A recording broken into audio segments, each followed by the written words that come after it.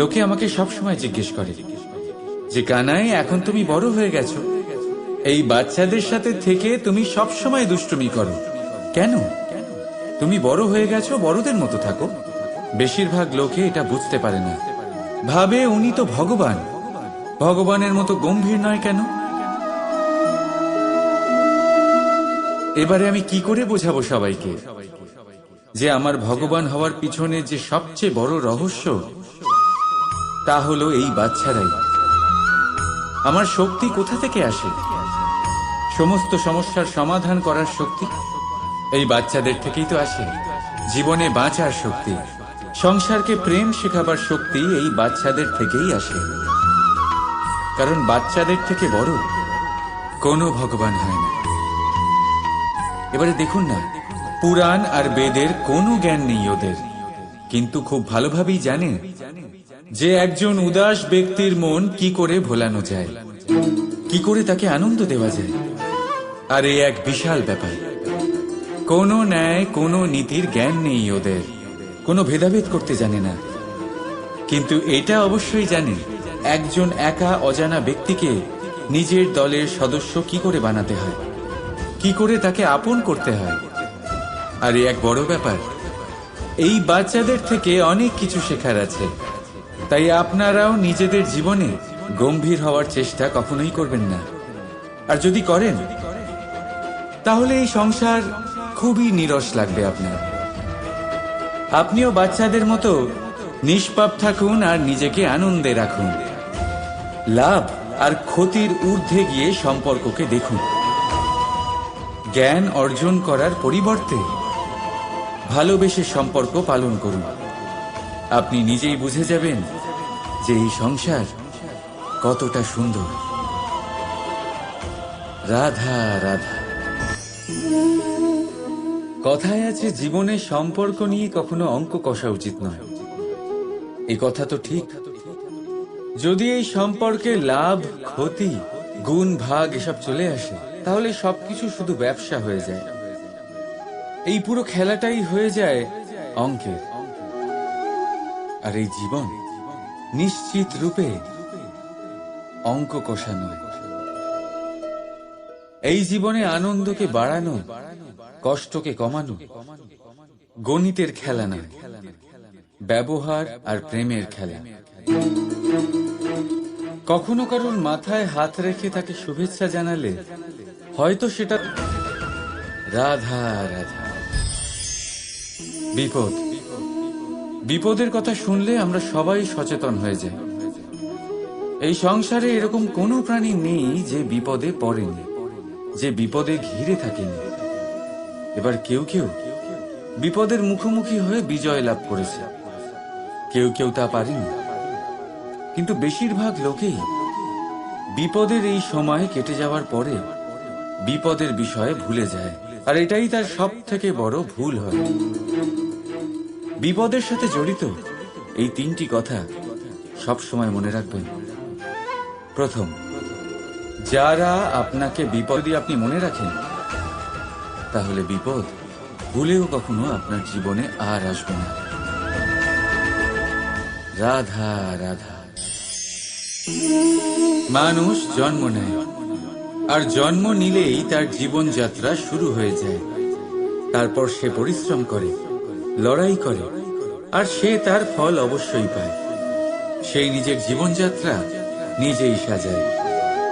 তার জীবনে ভয় ততক্ষণ প্রবেশ করে না যতক্ষণ না সে জীবনে কিছু অর্জন করে। একবার সে কিছু পেয়ে গেলে তারপরে সেটা হারিয়ে যাওয়ার ভয় মনের মধ্যে জন্ম নেয়। তারপর সে ভাগ্য, জ্যোতিষ, ভবিষ্যৎ এইসব দেখতে ব্যস্ত হয়ে পড়ে। আমি আপনাকে একটা প্রশ্ন করছি, আপনি যখন এই সংসারে এসেছিলেন, কি নিয়ে এসেছিলেন যে আপনি হারাবেন? কিছুই না। আপনার বশে আপনার জীবনের সেই মুহূর্তই আছে যা আপনার হাতে আছে, অন্য কিছুই নয়। আপনার হাতে আছে আপনার কর্ম। যে জীবনে দুর্ভাগ্যে হতাশ হয় না, যে অসফলতার জন্য ভেঙে পড়ে না, সেই এই জীবনে বিজয়ী হয়। বলুন, যখন আপনার জীবনে কিছুই ছিল না, কি করেছিলেন? পরিশ্রম করেছিলেন, লড়াই করেছিলেন, আর সেই সব কিছু পেয়েছেন যা পেতে চেয়েছিলেন। তাহলে আজ সব পাওয়ার পর ভয় কিসের? সেই সব জিনিস কি আপনাকে পরিশ্রম করার থেকে আটকায়? না। সেই জন্য নিজের হাতের রেখায় কখনো নিজের পথ খুঁজবেন না, কারণ এই সংসারে যাদের হাতই নেই তারাও নিশ্চিতভাবে তাদের নিজের পথ নিজেই বানিয়ে নেয়। তাহলে আপনার কি নিয়ে চিন্তা? রাধা রাধা। লোকে বলে মানুষ নিজের ভবিষ্যৎ জন্ম থেকেই লিখিয়ে আনে, অর্থাৎ এখানে এই কপালে। ভাগ্য দেবতা আমাদের সমস্ত উত্থান, সমস্ত পতনের হিসেব সবটা লিখে দেন।